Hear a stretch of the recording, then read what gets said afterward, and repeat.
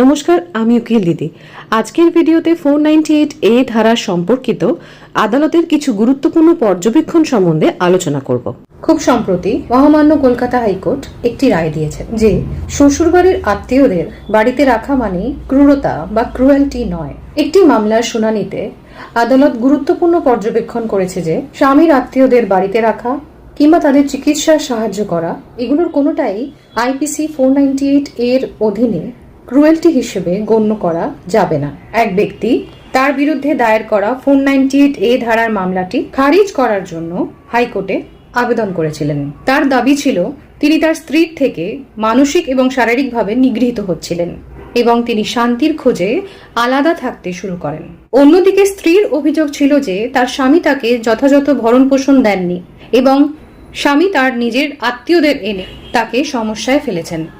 আদালত এই বিষয়ে স্পষ্ট জানিয়েছেন যে স্বামীর বাড়িতে আত্মীয়দের নিয়ে আসা বা তাদের চিকিৎসার কাজে সাহায্য করা বা তুচ্ছ পারিবারিক কলহকে 498A ধারার অধীনে ক্রূরতা বা ক্রুয়েলটি হিসেবে গণ্য করা যাবে না। 498A ধারাটি তখনই প্রযোজ্য যখন এমন কোনো আচরণ করা হয় যা স্ত্রীকে আত্মহত্যার প্ররোচনা দেয় অথবা তার জীবন বা স্বাস্থ্যের জন্য গুরুতর ঝুঁকির কারণ হয়ে দাঁড়ায়।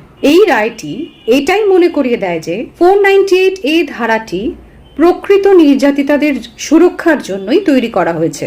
সাধারণ পারিবারিক দায়িত্ব পালন বা ছোটখাটো সাংসারিক ঝগড়াঝাটিকে এই আইনের অপব্যবহার করে অপরাধের পর্যায়ে ফেলা উচিত নয়।